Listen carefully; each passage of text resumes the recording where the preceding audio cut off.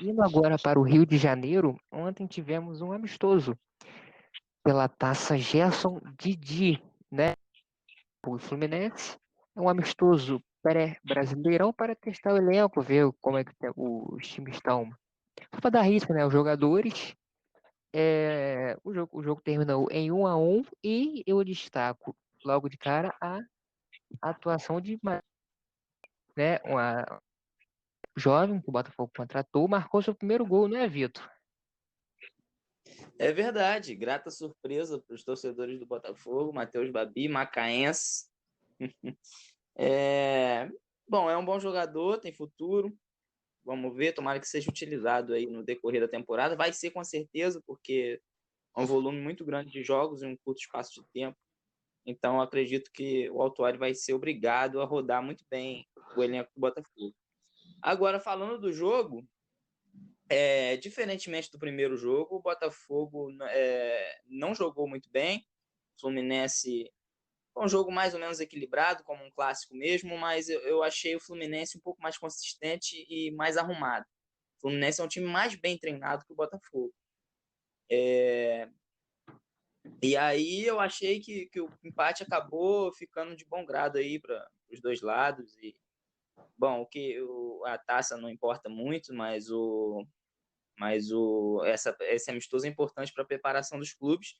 E foi um amistoso esquentado, né? Foi um amistoso, assim, que não foi muito amistoso entre os dois times, principalmente o primeiro jogo. Esse agora, o pessoal um pouco mais frio, mas ainda assim, um jogo muito, muito acirrado. E ninguém dava nada de graça, não. Vitor, eu vou te falar aqui a escalação que o Botafogo entrou ontem. Eu gostaria de sua opinião entre quem daqui é titular e quem é um banco. Vamos lá, goleiro Gatito Fernandes, Barrande... Não, Gatito, Gatito, vai lá, você vai Gatito falar a Fernandes. escalação inteira Não, primeiro? eu vou falar Então um de vamos lá, cada vamos vez. lá. Um de cada vez. É, Então vamos. Gatito titular absoluto. Barrandegui. Barrandegui, por enquanto, eu continuo com ele, porque o Marcinho não voltou bem depois que se lesionou. E vamos ver o que vai dar aí. Ainda tem disputa aí nessa lateral aí. Marcelo Benevenuto. Benevenuto é um jogador jovem, mas ainda muito mais experiente que o Canu. Bom, é um jogador muito veloz e, bom, dá uns ataques de insegurança às vezes, mata o torcedor do coração, mas eu continuo com ele. Por falta de opção, né? Para você, é Marcelo Benevenuto e Foster, Canu e Foster, Benevenuto. Olha, eu vou de Benevenuto e Foster, porque o Canu, ele tem demonstrado uma insegurança muito grande, tá? Nessa zaga. É um jogador jovem, não é ruim, é um bom jogador, mas muito inseguro ainda, precisa de muita experiência aí para atuar em grande nível. Vitor Luiz, e aí? Não, o Vitor Luiz chega para jogar, jogador identificado com o clube, e é talvez a posição mais complicada de escalar, porque é muita gente para jogar, né? Tem o Guilherme, que não estava bem, agora deu uma melhorada também, viu que estava perdendo espaço. É um jogador que foi contratado mesmo para ser banco, né? Porque o reserva, o titular inicialmente era o Danilo. E agora veio o Vitor Luiz, que para mim vai pegar a posição fácil. E, bom, se o Botafogo for escolher para ficar no banco entre o Guilherme e o Danilo, eu acho que vai acabar ficando com o Danilo, o Guilherme vai meter o pé. Caio Alexandre. Ah, sim, o Caio Alexandre é outro jogador muito jovem, muito bom, mas dá um vacilo ali na cabeça de área. Não é um volantão daqueles clássicos, primeiro volante para arrumar a casa ali, não. É um jogador mais de frente, que dá uns passes abusados, arriscados, que quando acerta costuma deixar os atacantes na cara do gol. Chuta muito bem, mas eu acho que o Botafogo tem um sério problema de marcação ali no meio com ele e Honda. Não são jogadores com características de marcação. Botafogo joga com os dois. E o Isso. Nazário quase que segundo atacante, né? O Nazário joga isolado lá perto do Pedro. Eu acho até que o Nazário tinha que voltar um pouco mais. Como ele fez nesse último jogo, já estava um pouco mais atrás, armando o jogo. E eu colocava Cícero ali. Quando o Cícero se recuperar dessa Covid, ele estava com Covid, né? Foi confirmado. Mas eu acho que ele vai chegar para jogar sim, porque não dá para ficar sem um homem de marcação no meio, não. Honda, que saiu do Otávio. Então, o Honda é um jogador diferenciado, a gente vê como ele trata melhor a bola do que os demais jogadores, né? Eu acho que ele ali com o Cícero pode dar alguma coisa. Agora, é um jogador que jogou muito tempo como meio armador, né? E no Botafogo não é bem assim, não. Ele tá de segundo volante, buscando bola ali atrás, aquele passe de segurança. De repente, seria até mais interessante botar ele para frente, mas aí tem que ver o que vai fazer com o Nazário também, que está em grande fase. É complicado, mas é um jogador que não tem como você deixar no banco, até pela magnitude da contratação, né? Então, ele joga fácil ali. E esse ataque, Pedro Henrique. Pedro, Raul e Luiz Henrique. Eu já vou estender para o lado direito, que a gente está escalando. Vamos escalar num 4-3-3, que é o esquema mais parecido do Autuori, né? Que ele joga. Vamos estender ali para a direita, então, com o Luiz Fernando vai embora. Por mim, saía do Botafogo hoje mesmo. O Lecaro está pedindo passagem, bom jogador e pouco utilizado. Ontem o Autuori preferiu colocar o Juan no lugar do Lecaros. O Lecaros entrou no segundo tempo. O Juan não fez um mau jogo, não. Entrou com vontade. Até no início do jogo ali ele estava jogando bem. Depois se perdeu um pouco, mas para mim a briga ali é entre o Juan e o Lecaros, tá? Ali na frente, o Pedro Raul mostrou um grande futebol antes da pandemia. E até um pouco depois da pandemia também. Só que nesses dois, três últimos jogos, ele deu uma queda, né? Teve uma queda de rendimento. Vamos ver como é que vai ficar, dependendo do futebol que o Babi apresentar, quem sabe, né? E na esquerda, o Luiz Henrique é intocável ali, porque não só por falta de opção ali na esquerda, mas o Luiz Henrique é um jogador muito habilidoso, que não mostrou essa habilidade toda ontem também, mas trata bem a bola, sabe jogar, e não deve ficar muito tempo, porque já houve sondagens de clubes como a Juventus e outros clubes menores também, da Europa, né? E Botafogo deve vender ele, espero que no ano que vem, porque a venda é inevitável, né? Então, que não seja pelo menos esse ano que ele jogue aí esse Campeonato Brasileiro. Show de bola. Saindo de General Severiano e indo para Gávea, o Flamengo anunciou o seu novo técnico, a chegada de Domenech Thuram. E aí, Gustavo? Pode falar, Gustavo. Bem, o Flamengo contratou o catalão Domenic Torrent e tenho boa expectativa, estou esperando um time com a cara mais guardiolista, né, com ele no comando. Ele foi assistente 11 anos do Guardiola, tem grandes experiências. Eu acho que é uma aposta, mas é uma aposta que vale muito a pena se você ficar nas mesmices do futebol brasileiro, dos técnicos brasileiros. Eu acho que, olhando para os técnicos brasileiros hoje, por que não apostar fora do Brasil, né? Se deu certo com o Jorge Jesus, eu acho que o Flamengo faz mais do que certo, porque o futebol brasileiro precisa desse intercâmbio mais europeu. Eu acho que vale muito a pena, não só para o Flamengo, mas para o futebol brasileiro, esses técnicos estrangeiros chegarem aqui no futebol brasileiro, né? E pelo que eu já estou sabendo, ele já está a caminho, né, do Rio, né? Ele teve que resolver uns problemas ainda burocráticos, né? Os últimos dias que ele passou na Catalunha, e porque ele sabe que vai vir para o Flamengo e não vai ter mais tempo de voltar, né? Vai ser quarto e domingo direto. E ele está vindo para o Flamengo para ter essa semana de treino para estrear domingo contra o Atlético Mineiro, né? Tenho boas expectativas sobre esse profissional e espero que pode render bons frutos. Ele é um profissional bem mais barato que o Jorge Jesus, que trouxe uma equipe muito grande, né? E ele vai trazer metade, um pouco menos da metade. O Jorge Jesus trouxe 7, junto com ele, 7 portugueses.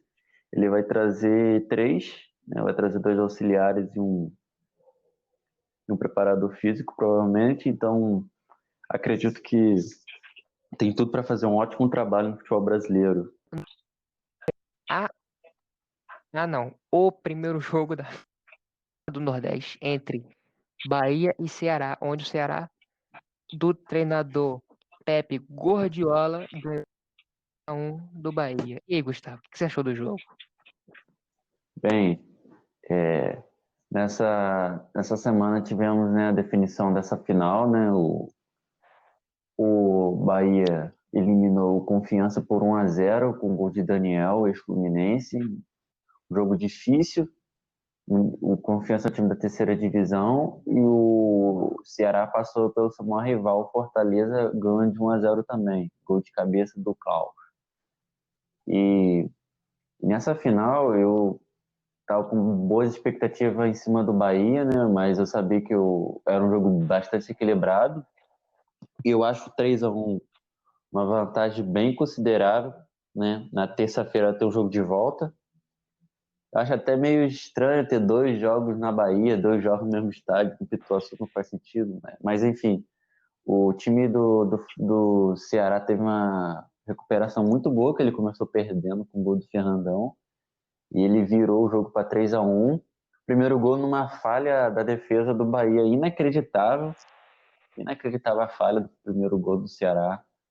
Aí o segundo gol foi o gol do Kleber, o centroavante de 1,95 m, alto demais. O cara fez o gol de cabeça, de escanteio. E o terceiro gol do Ceará foi um chute de fora da área do Matheus Gonçalves. Né? Teve até o VAR ali, numa dúvida ali, mas foi um gol legal. 3-1 e vantagem muito merecida para o time do Bahia, que está em grande evolução. O time está evoluindo uma reta muito boa para início do brasileiro. Então, 3-1 é uma vantagem muito boa.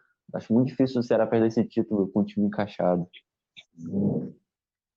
Só para esclarecer, Pepe Guardiola, Guto Ferreira, técnico do Ceará, que foi apelidado assim pelo estilo de jogo. Toque de bola. Indo agora para a França, nós tivemos a final da Copa da Liga Francesa entre Paris e Olympique Lyonnais. O jogo terminou 0-0 e 0-0 no tempo normal, 0-0 na prorrogação e o PSG ganhou por 6-5 nos pênaltis. E aí, Vitor, justo o resultado? É justo o empate no tempo normal, muito justo. No pênalti a gente sabe que poderia ir para qualquer um dos dois lados, né?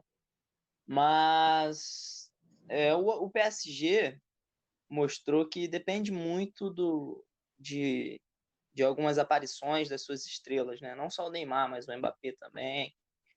Depende de uma jogada diferente para criar, né? O PSG, não sei, me pareceu meio desentrosado no jogo. Foi um jogo que o PSG se comportou até pior do que o jogo da Copa da França, que é o outro campeonato também em formato de Copa, né? Também que foi facilitado por uma expulsão do jogador do Saint-Étienne e tudo mais. Mas no jogo de ontem, foi ontem mesmo ou foi anteontem? Esqueci, mano. Foi sábado. Foi ontem. Ontem. Ah, tá. Então, no jogo de ontem, o PSG não mostrou nenhuma soberania perante ao rival. Então, eu acho que o resultado foi justo, sim. Neymar fez um jogo mais ou menos, não brilhou. Ninguém brilhou. Eu acho que o destaque vai só para o Verratti, que jogou muito bem. Grande jogador, Verratti. Fez uma bela partida. Mas, tirando isso, o empate foi justo e pênalti é pênalti, né? Pênalti não é loteria, pênalti é bola na rede. Gustavo, neste mesmo final de semana, nós tivemos a final da Copa da Inglaterra entre 2 times assim, na Premier League, Arsenal e Chelsea, médios, assim, neste campeonato, mas os dois têm história no campeonato, os dois têm história na Inglaterra. E aí, Gustavo, foi justo a vitória do Arsenal? Bem, achar um jogo muito bom na final da FA Cup, né? O Chelsea foi terceiro colocado no campeonato inglês e o Arsenal ficou em oitavo, né? Eu achei a final muito bem jogada por parte do Arsenal, né? Se você me perguntou como foi justo, eu acho que foi justo pelo crescimento do Arsenal com a Arteta, né? Porque o time do Arsenal eliminou o City e ganhou do Chelsea, que são adversários notáveis, terminaram acima dele na Premier League. O City foi o vice e o Chelsea foi o terceiro colocado, então eliminou adversários de peso e é um título merecido. Eles começaram perdendo com o gol do Pulisic, um gol muito rápido no início do jogo, né? Ali eu pensei, pô, vai ser um jogo complicado para o Arsenal, mas o Arsenal teve uma excelente resposta e agrediram bastante o time do Chelsea. E num pênalti bem marcado, na minha opinião, o Aubameyang empata o jogo e ele vira o jogo com um drible desconcertante para cima do zagueiro do Chelsea. E na frente do gol ele foi frio e tocou por cobertura do Cavadeiro. E ele se mostrou um cara muito decisivo, mesmo o Arsenal não fazendo uma boa campanha na Premier League. Ele foi um dos artilheiros, se eu não me engano, ele ficou atrás só do Vardy, empatado com o Ings, com 22 gols. Então ele teve uma temporada muito boa com o Aubameyang. E ele decidiu o título pro Arsenal. O Arsenal, numa temporada horrível, na minha opinião, muito ruim, conseguiu ainda assim, podemos dizer que se salvar um pouco com um título, né? E uma FA Cup é um título bem legal na Inglaterra. Na Inglaterra eles gostam bastante de Copa, tanto que lá eles têm 2 Copas, né? E eles ganharam um título bem bacana, bem legal, a FA Cup do Arsenal. Nós tivemos também, Vitor, a confirmação do 9º título seguido da Juventus, né? E o Cristiano Ronaldo levanta mais um caneco. É título atrás de título para esse homem, não é, Vitor? Ah, sem dúvida, né? Grande jogador que vai estampar aí os livros da história do futebol por muito tempo. Falando sobre a Juventus, é um time que até caiu bastante em rendimento pós-pandemia, tá? Eu diria. Mas sobra na Itália, né?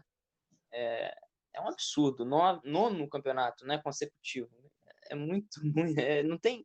Eu não consigo nem mensurar isso. Não consigo nem imaginar isso em um país como o Brasil, por exemplo. Uma década só Mas, de um enfim. time ganhando.